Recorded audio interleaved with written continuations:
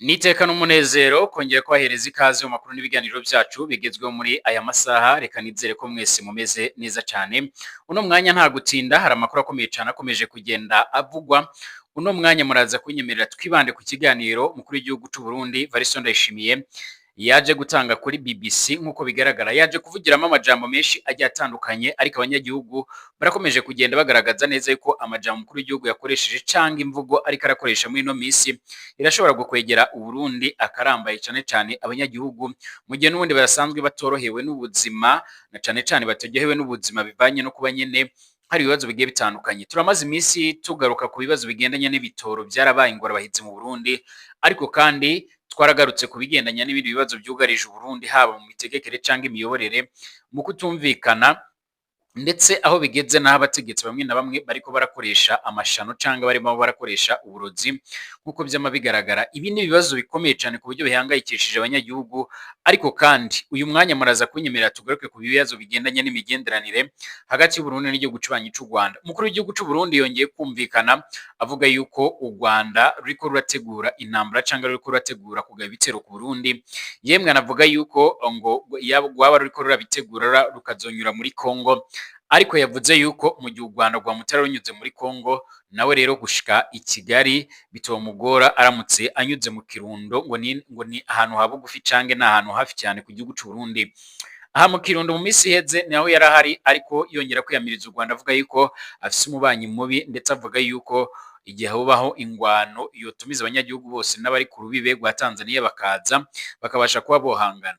Umukuru w'igihugu cy'u Burundi arakomeje gukoresha amajambo akomeye cyane, ariko nyamara ikintu twirengagiza cange tutariko turiyumvira ningene icyo gihugu yama yagiriza ibyo byose, canga yoma yidogera kuba nyene ari igihugu ashobora kuba yakubita umunota umwe, nkuko mwagiye mubyumva mu majambo menshi agiye atandukanye. Hari igihe cyageze agenda aravuga yuko ashobora kuba ingwano mu masaha abiri ishobora kuba yohejeje kurangira, ariko icyo gihugu cy'ubanyi cy'u Rwanda abantu benshi ngira ngo barakizi, barazi ingene kiyubatse.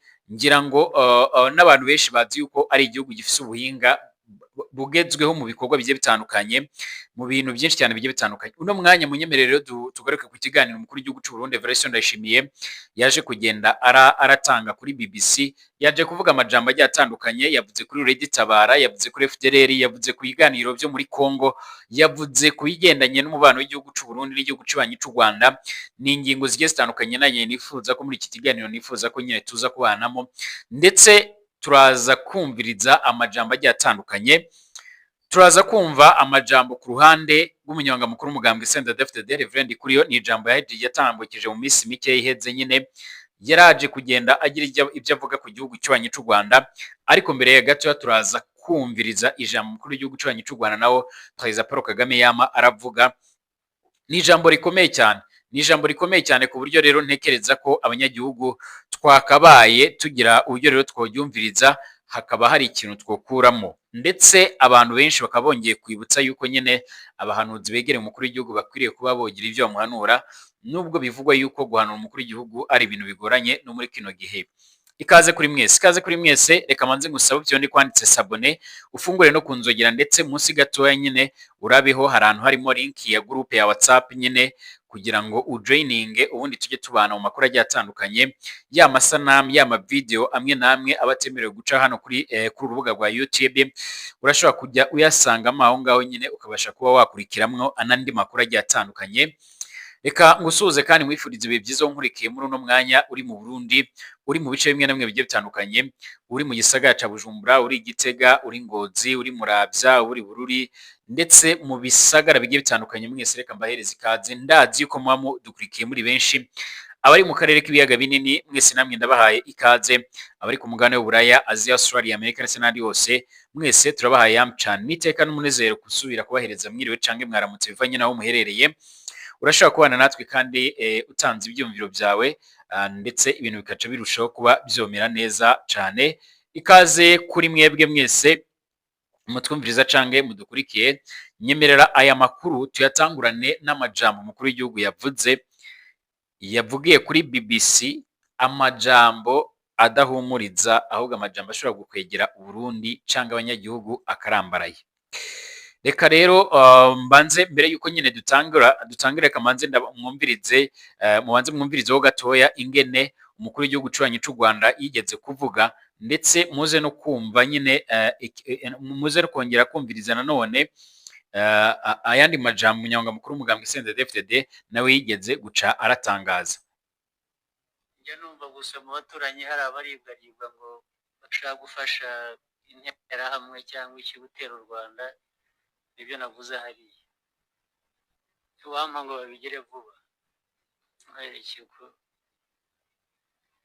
rwose ndaribwaribwa, barantegereje ngo ariko bamwe bashaka no kubikora ubundi barabizi, bazi ko bitazabahira, bazi ko ngira ngo ni nacyo kibatinza, ariko wangirira ngo babigerageze naho ibindi byo bakora hariya. None u Rwanda ari bya Kongo rubijyamo gute? Kaje niko ndabaza. Kongo n'u Burundi turi imigenderanire yo gufasha no mu gisirikare, none u Rwanda rubijyamo gute? Niyo migwi yabagize genocide kuva 1930 abasoda ba Rwanda baje muri Kongo kuyigwanya, nimba batayimatse birabasha ni nkako kajagari nyine bazabateye. Yego, uwo ni umukuru w'igihugu cy'ububanyi cy'u Rwanda Perezida Paul Kagame yavugaga ati njya numva harimwo abantu bamwe na bamwe mu babanyi bavuga ko bariko bararibwaribwa ngo bazotera u Rwanda, nibagire vuba, nibagire bwangu, nibagire vuba. Uyu nawe wundi ni umunyamabanga mukuru w'umugambwe CNDD-FDD umugambwe uri ku butegetsi mu Burundi, Nyiriteka Reverend Ndikuriyo, nawe ni amajambo yigeze gutangaza, ni amajambo akomeye cyane, amajambo yama nyine asa nawe nyine nayo nyine yaribasiraga igihugu cy'ububanyi cy'u Rwanda. Kugeza uno mwanya aya ni amajambo akomeye ku bategetsi bo kuri ibyo bihugu byombi, ku buryo udashobora gutinya kuvuga yuko nyine hashobora kuba hazavamo ibindi bintu bitandukanye, ibindi bintu biteye ubwoba cyangwa se ibindi bintu nyine bidahumuriza nk'uko byama bigaragara canke nk'uko amakuru akomeza kugenda atugeraho abivuga. Uno mwanya munyemerere tugaruke nyuma y'ayo majambo yose, tugaruke ku byaje gutangazwa n'umukuru w'igihugu cy'u Burundi Evariste Ndayishimiye, dore ko yaje kugenda aratangaza ibintu byinshi bigiye bitandukanye, amajambo menshi cyane agiye atandukanye mu kiganiro yagiranye na BBC. Nk'uko bikomeje kugenda bigaragara, ni ikiganiro abantu benshi bakomeje kugenda baribazaho, bakomeje kugenda bashyiraho amakomantere agiye atandukanye, kiri mu byiciro byinshi cyane bigiye bitandukanye, kuko umukuru w'igihugu cy'u Burundi yavuze ku ngingo nyinshi ku byo bamubajije. Uburundi buragabisha ko rero nyine buzivuna bwivuye inyuma ku bitero ibyo ari byo byose byoza rero biturutse mu gihugu cy'u Rwanda nk'uko byoma bigaragara. Ariko abantu bariko bibaza bati ariko Burundi bwoba bwariyubatse gute, bwoba bufise ubuhe bwirinzi bungana ute? Ese Uburundi nk'uko bigaragara ubundi bufise ubuhe buhinga mu bya gisirikare? Ngira ngo abantu mwama muradukurikiranga kuri n'umunesha kuri twagiye turabashikiriza amakuru amwe namwe agenda ibintu byagiye birashikira ingabo z'u Burundi canke igisoda cy'u Burundi muri Kongo, uburyo byagiye birabagendekera canke nyine uburyo byagiye birabamerera. Burundi buri mu bantu baratakarije abagwanyi muri no ngwano nk'uko abantu bagiye barabikurikira. Ariko abantu bakomeza kwibaza bati ko tuzi neza yuko Burundi ibikoresho bya gisirikare bafise ni byaguzwe ku bwabagaza. Ubungubu hari ukuhe nyine kwiyubatswe mu gisoda ku buryo Burundi buvuga buti tuzivuna umwanzi ku bitewe nyine ibyo ari byo byose bizoba biturutse mu gihugu cy'ububanyi cy'u Rwanda. Ahangaha turazi ingene abasoda b'abarundi bari kuri defense cyangwa bafite amapozisiyo mu gisagara ca Uvira ku mvo zo kugira ngo umwari M23 utabasha nyine kuba wo kwegera imbibi z'u Burundi, kubera yuko Burundi buzi neza ingene byobagendekera canke byobashikira ingwano iramutse igeze aho ngaho nyine. Ariko abantu barakomeza kugenda bibaza bati ese Uburundi bwariyubatse gute, buhagaze gute? Amakuru akomeza kugenda atugeraho muri uno mwanya akaba yemeza ndetse akanagaragaza neza yuko umukuru w'igihugu cy'u Burundi Evariste Ndayishimiye yaje kugenda arakoresha amajambo akomeye cyane, amajambo ateye ubwoba, kurya abantu bakomeza kugenda bagira bati ese ibi bintu byo bihagaze gute, ese ibi bintu byo bihatse iki uno mwanya. agira ati ibyo rero bivugwa biratangaje kuko rero nyine mu by'ukuri inzego zo kwivuna abansi n'umutekano zo mu Rwanda ndetse no mu Burundi zari ziriko rero zirahura kugira ngo ziganire ku buryo rero nyine bwo gukingira imbibe zacu, dusange bivanye rero ku bintu biriko biraba rero mu buseruko bwa Repubulika Iharanira Intwaro Rusange ya Kongo. Perezida Evariste Ndayishimiye n'ubundi aterekanye ibihamya rero aterekanye ibihamya asigura yuko afise amakuru yo kwizera, avuga yuko nyine igihugu cy'u Rwanda gifise umugambi wo gutera Burundi. Avuga yuko kandi mu gihe ibyo byoba nyine iyo ntambara ishobora gukwegera akarambaraye kuko rero nyine ishobora gukwira mu karere kose. Umukuru w'igihugu cy'u Burundi agira ati igihugu cy'u Rwanda nta mahoro rero cyumva kitariko rero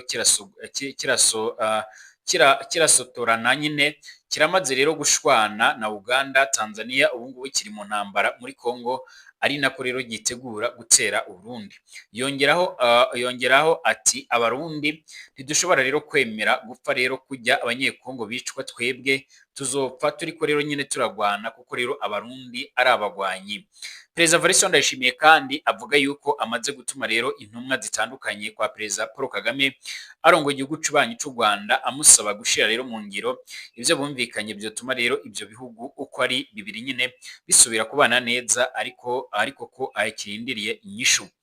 Ati kuva muri 2020 twaragiranye rero ibiganiro by'igihe kirekire n'u Rwanda, turatinda turashika nyine ku masezerano y'ibikwiye gukogwa, ariko kandi harageze ko rero u Rwanda rushira rero mu ngiro ntabyo rwakoze nk'uko byuma bigaragara.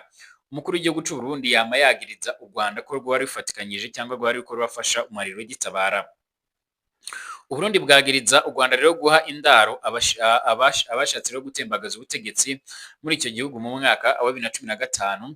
Abategetsi b'u Burundi baguma rero basaba yuko abagirizwa icyo cyaha batahukanwa mu Burundi bagashikirizwa ubutungane. Uburundi kandi nyine bwagiriza ubutegetsi bwa Perezida Paul Kagame arongoye igihugu cy'u Rwanda gufasha umuhari witwaje ibigwanisho urwanya leta y'u Burundi Reditabara, umaze rero gukora ibitero bitari bikeya nyine uje uturuka mu buseruko bwa Repubulika Iharanira Intwaro Rusange ya Kongo, nk'uko amakuru akomeza kugenda tugeraho. U Rwanda rwagiye rero ruhakana ibingibi nyine rwagirijwe rero byo gufata mu mugongo uyu muhari Reditabara, ndetse mu matangazo menshi uyu muhari Reditabara waragiye wumvikana ndetse unavuga yuko ibyo ngibyo atari byo, koko uvuga yuko atabufasha na butoya uhabwa n'igihugu cy'ubanyi cy'u Rwanda. Perezida Evariste Ndayishimiye ati turazi neza yuko rero bashaka gukoresha Reditabara mu gutera Burundi nka kujya rero bariko barabikora muri Kongo barakoresheje M23. Abarundi turiteguye cyane. Ibitero biheruka rero by'umuhari Reditabara mu Burundi byarabaye mu mpera z'umwaka uheze. Nibyo rero nyine byaratumye icyo gihugu gifata ingingo yo gufunga imbibe zose bahana n'igihugu cy'ubanyi cy'u Rwanda.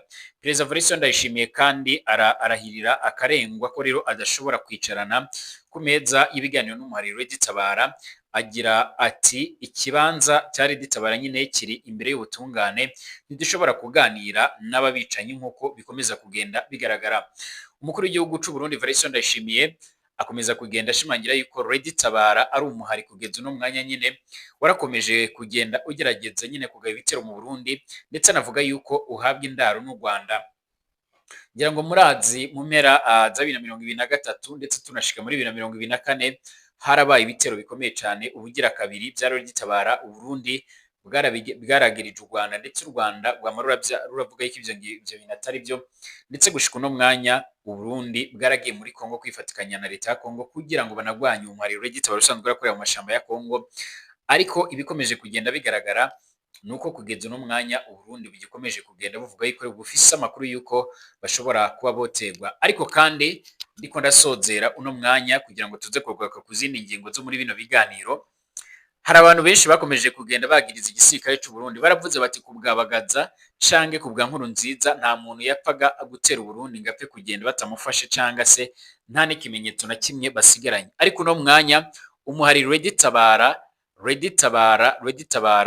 wamye ukomeza kugenda uragaye ibitero mu Burundi, ariko Burundi ntihagire n'ikintu na kimwe bukora, ntihagire n'umuntu n'umwe bafata. Wakwibaza ngo izo nzego z'umutekano ziteguye kwivuna abanzi inzego z'umutekano ziteguye guhangana n'icyo gihugu cy'ubanyi cy'u Rwanda tuzi ko gifise ubuhinga mu bya gisirikare ndetse no mu bundi buryo bugiye butandukanye. Uno mwanya Uburundi buhagaze hehe? Hari bamwe bakomeza kugenda bavuga yuko rero Uburundi imbere yo kugira ibyo buvuga canke yo kugira ibyo butangaza bwakabaye bugira kugira ngo bashe kurabira hamwe nyine ingene bwo kubaka ubuhinga mu bya gisirikare, dore yuko Uburundi kugeza uno mwanya ari kimwe mu bihugu kugeza uno mwanya ntidutinya kubivuga nubwo ari igihugu catubyaye, ariko nujya kuraba urasanga Uburundi nicyo gihugu gifise ibibazo bigiye bitandukanye, nubwo nta ntambara zirimo ariko kirafise ibindi bibazo bigiye bitandukanye biteye ubwoba.